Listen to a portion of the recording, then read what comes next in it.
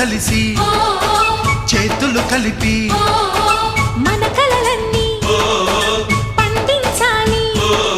ఒక చోట పుట్టని కోడళ్ళు అయ్యారు అమ్మకే కూతుళ్ళు. త్వరలోని ముద్దుగా పుడతారు ఈ తాత పోలికల మనవళ్ళు. ఈ సంతోషాలు సరదాలే మా పండుగ.